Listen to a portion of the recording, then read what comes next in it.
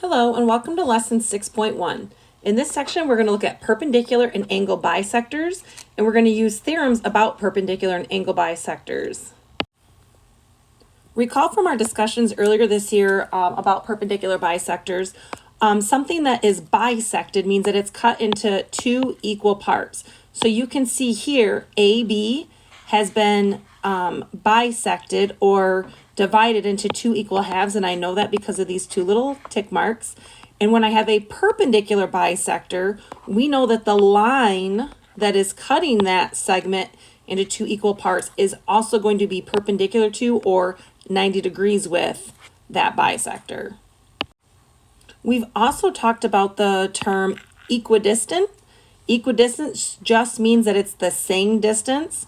So here we can see that point A is equidistant to point P as point B is to point P. So this is going to lead us into two new theorems.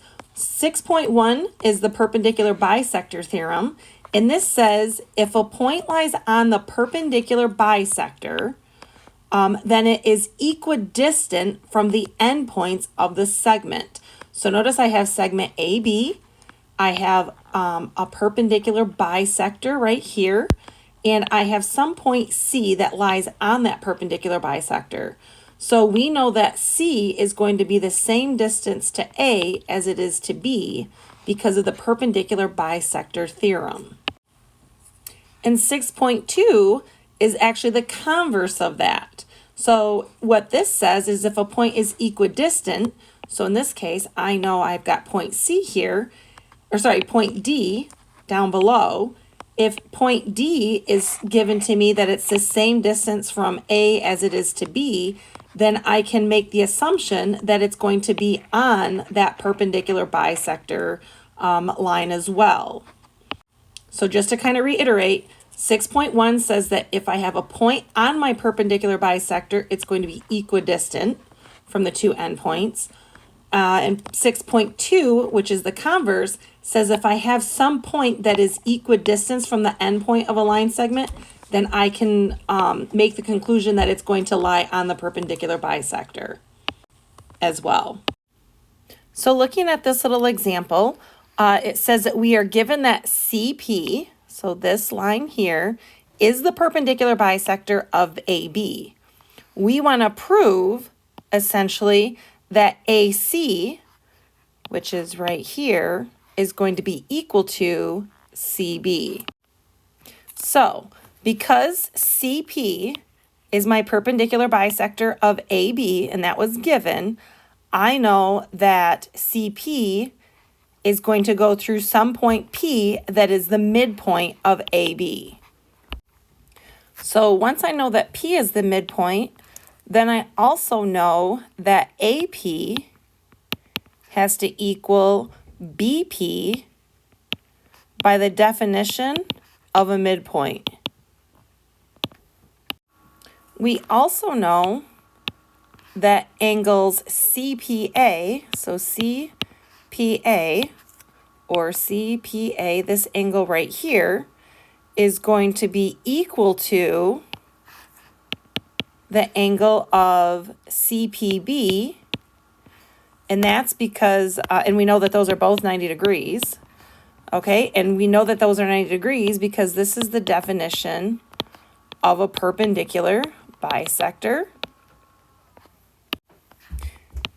Because AP is equal to BP and angle CPA is equal to CPB, I can now say that AP is congruent to BP and angle CPB is congruent to angle CPA, and this is because of the definition of congruence. So then what I'm going to do is I'm going to go ahead and state that I have CP is going to be congruent to CP, and this is because of the reflexive property. So now if you notice, we'll change our color here. So CP is congruent. I know that this is a 90-degree angle. So now I have two triangles, and I can say triangle CPA is congruent to triangle CPB because I can use the SAS congruence theorem. So once I have two congruent triangles, now I can go ahead and say that CA is congruent to CB, and this is by corresponding parts of congruent triangles. And once I have two line segments that are congruent, now I can say that those line segments are equal by the definition of congruence. So I can now prove, or have proven, that CA is equal to CB. Now let's go ahead and take a look at example 1. Example 1 says, is there enough information in the diagram to conclude that point N, so we have point N, which is right here, lies on the perpendicular bisector of KM. Now if you notice, we are given KL and we are given LM. So we can go ahead and list that KL is congruent to ML. So because of this, we know that, or we can make the conclusion that LN is a segment bisector, meaning that that segment is going to cut KM in two equal parts. The problem is that we don't know, or we're not given any information that tells us that LN is actually perpendicular. So because that we don't know that these angles here, they look like they might be 90 degrees, but we can't make that assumption, and we're not given any other information. So because of this, we are going to say that we cannot conclude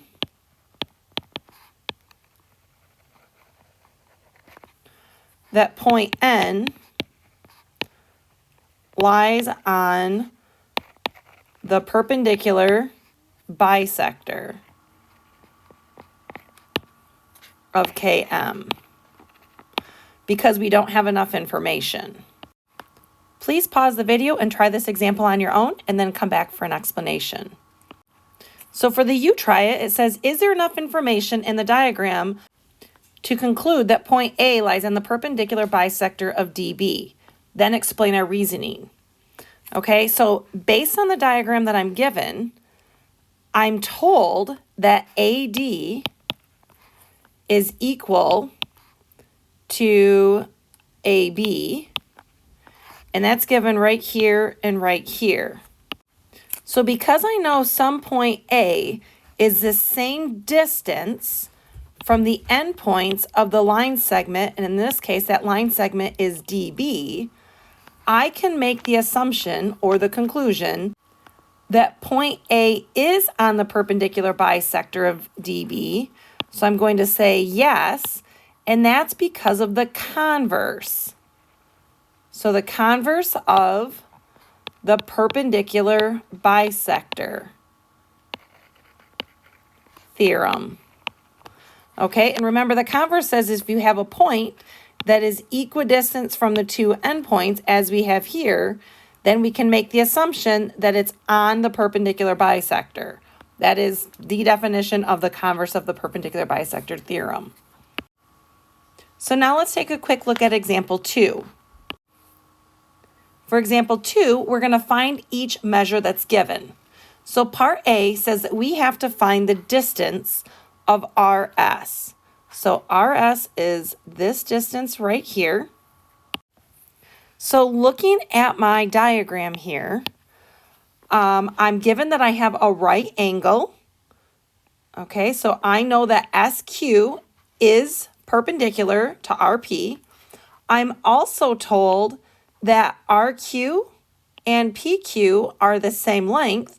So I know that point Q is going to be the midpoint.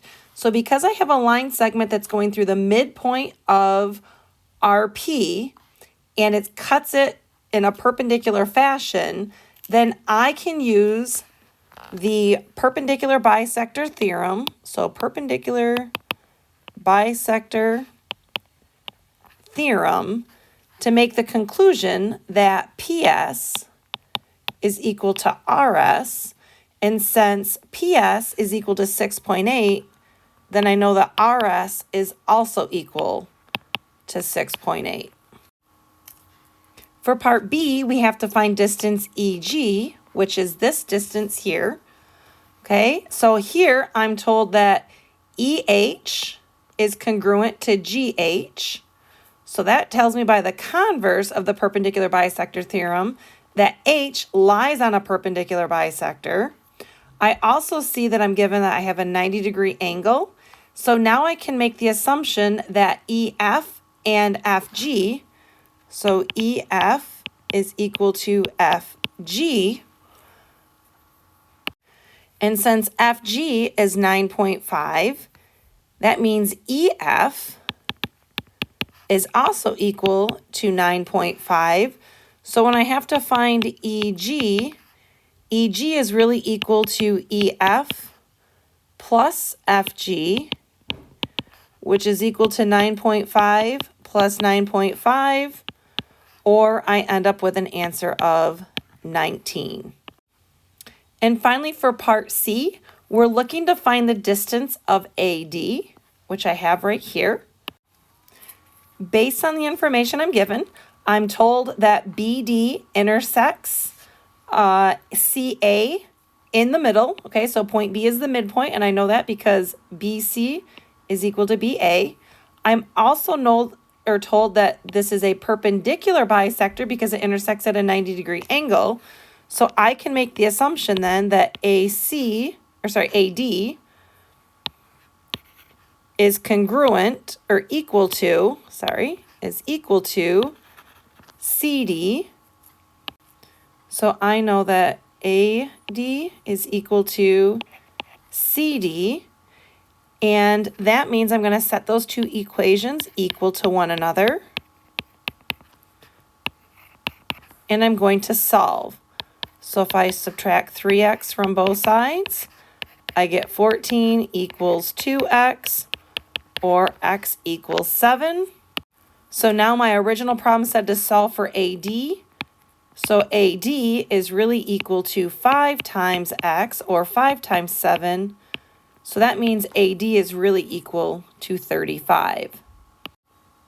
Please pause the video and try example 2. This here would be A. This is part B, and this is part C. So for part A, we're told that we have to find CD.